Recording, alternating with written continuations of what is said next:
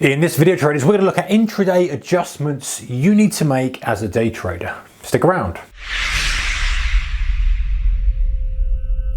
Hey guys, warm welcome to you. Thank you so much for joining me. Okay, so as a day trader, things change from hour to hour, 15 minutes to 15 minute to minute sometimes. And you have to make these constant adjustments as a day trader that there's much more frequent adjustments required than perhaps a swing trader or a position trader or someone holding for a longer period of time. And you don't really have much time to adjust and adapt. You need to be quick. So what I mean, if you're a day trader, you're sitting there through your trading day, the market rhythm changes, the way that you feel about the market changes, and all these stuff means that you need to adjust dials to make sure that you are aligned with your trading goal. You're not deviating off course unknowingly, should I say, deviate off course, and kind of keeping that risk managed. So some of the main things to look out for when you're a day trader and things you need to adjust are obviously market direction, right? And this is the kind of starting with a simple one first. Market drives off to the upside, great. You might want to be trying to get down that range expansion, that momentum ignition type trade, pushing for highs. You might have an idea looking for prior day's high. You might have that sort of framed out in your mind.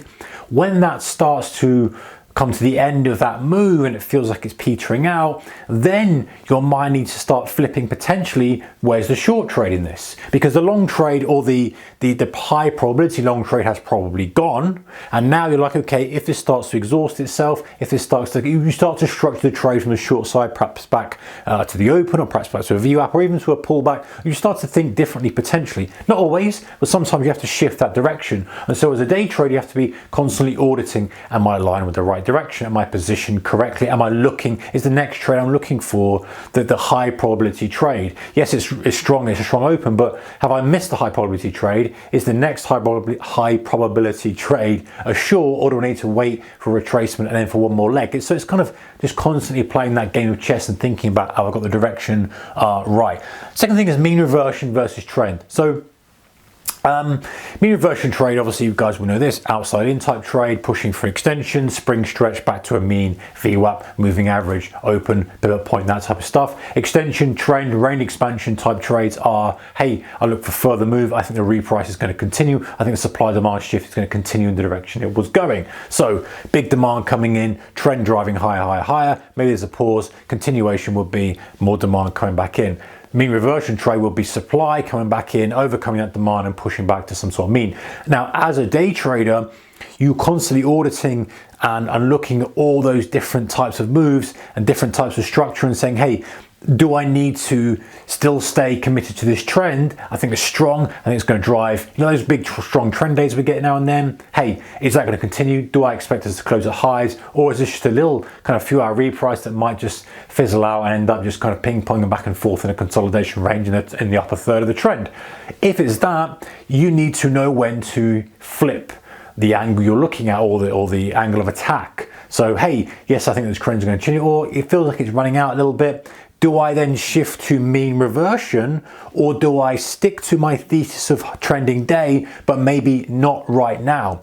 So you're kind of backing off and going, right, I still think it's a trend day. I still think it's going to close at highs. I still think it's good range expansion. I still think I have a long kind of bull bar on that daily chart, but maybe not now. Or do you flip it and say, hey, that was an extension at the open. It feels like we're going to come back and it's going to be kind of a doji type day. So I need to flip from kind of mean reversion to sort of trending to mean reversion, or vice versa. Sometimes you get that kind of quiet mean reversion ping pong back and forth at the open, and then it kind of breaks out and doesn't look back. And so you've got to flip quite quickly from trading that mean reversion, oscillating around a mean, to, hey, this is now accepting a new level of price. We're pushing forward. We're in price discovery mode, position accordingly. So flipping from mean reversion to trend, because the downside is if you get stuck in one or the other, like I'm trying to get in this trend, you're forcing stuff and you're completely out of sync with the market. If you're buying fresh highs, thinking it's a trend type environment, you're going to break through and it's coming back, you're always literally on the wrong side of the trade. So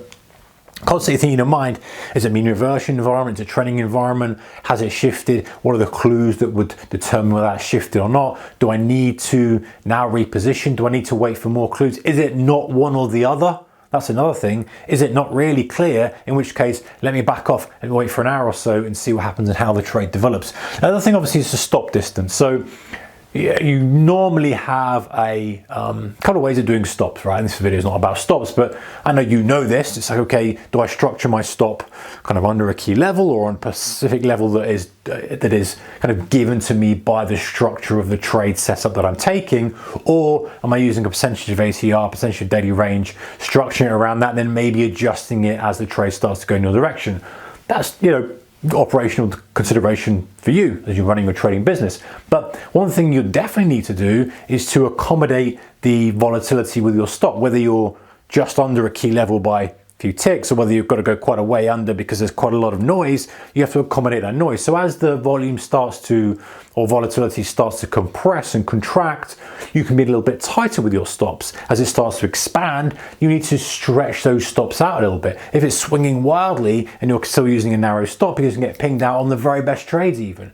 And vice versa, if you've got a really wide stop to accommodate the noise and it's not that much, the risk reward is going to be skewed and you're not going to get that even 2-to-1 type trade. So that's another adjustment as a day trader we've got to make, is look at the volatility and say, okay, where are we now? How do I adjust my stops to suit? And not only that, but a little bit of a prediction in terms of how volatility could expand or contract over the holding period of the trade. So example might be, hey, it's quite lunchtime.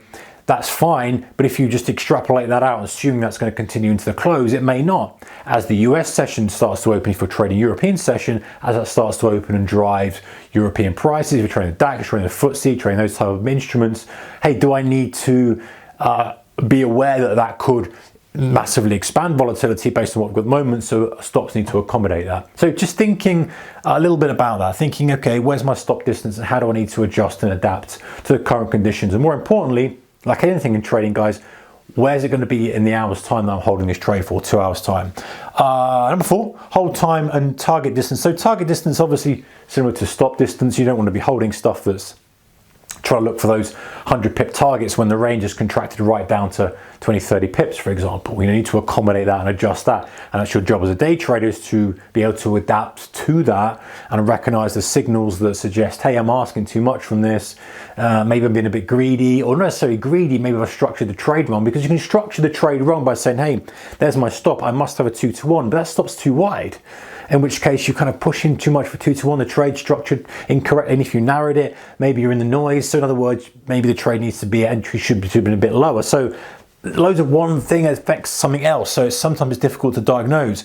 Hold time as well. Hey, intraday volatility adjusting depending on what's coming up. We're coming to the close. Is the European session about to close? If you're trading the US, is your US session about to open? If you're trading Europe, all this type of stuff. So understanding the hold time and making those adjustments. Maybe at the open, you can have that hold time a little bit longer because you've got a long period of time before lunchtime chop kicks in, maybe there's some data coming out. You've got plenty of time to hold the trade, 2 or 3 hours, nice 2 or 3 hour hold time. It is applicable for the trade you're taking potentially.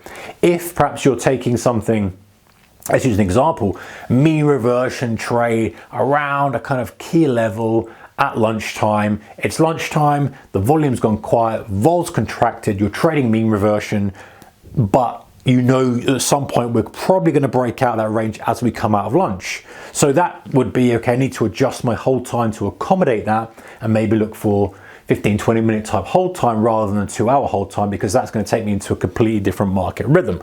So again, it's adjusting, making those adjustments.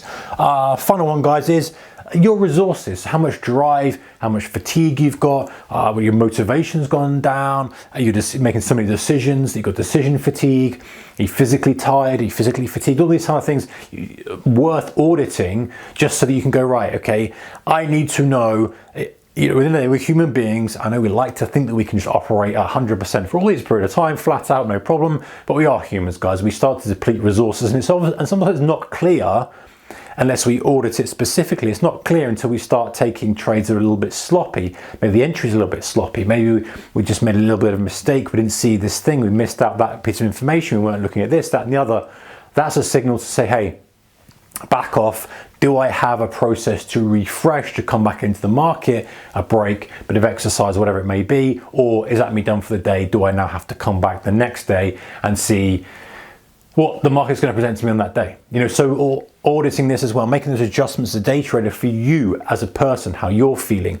And one thing I did put on there is your response to previous trades, right? If your previous trades have been not so good and you feel like you've been just missing out things and not quite hitting the trades as you wanted to hit them, you're going to be a little bit frustrated. You potentially could be a bit frustrated, and so auditing that and making an adjustment to suit. That might be a size adjustment. You might say, hey, feeling a little bit frustrated, not very happy with my performance, it's Monday, things aren't great, let me dial down the size a touch. Let me just take things steady and ease back off and see if I can get back into the groove of it before maybe back up to a full size clip towards the end of the day, or whatever it may be. So it's that dynamic nature. So trading's I know we like to think of this rule-based system, and absolutely, from a trading plan perspective, we should to a certain extent, but a lot of trading is dynamic. It's going with the flow, it's understanding the rhythm of the market, the rhythm of yourself, the rhythm of the trades, the rhythm of all this stuff, and pushing the throttle on and off and adjusting dials and playing this game. We got this board of all these different variables in front of you and adjusting the dials, and want to adjust that, and that changes the reading of that, and doing this and doing that. So be a bit more dynamic. Be okay with the fact that you can be dynamic, but it's making those regular audits and saying, hey, is direction right? Am I trading reversion correctly? Should I be in a trending environment? Should I be adjusting my stop distance? Is that okay to keep it the same? And just a quick check. It's like, just run through. And most of the time you're going to be, yes, fine. You might go, you know what? I could do with just increasing that stop a touch. We've just picked up in volatility slightly. I need to expand it, maybe add an 25% onto that. And that's just enough sometimes to keep you in the structure and the rhythm of the kind of the market regime that's happening at the time. Anyway, guys, one for you day traders, intraday adjustments as a day trader. See you next one. Take care. Keep the risk managed. Bye-bye.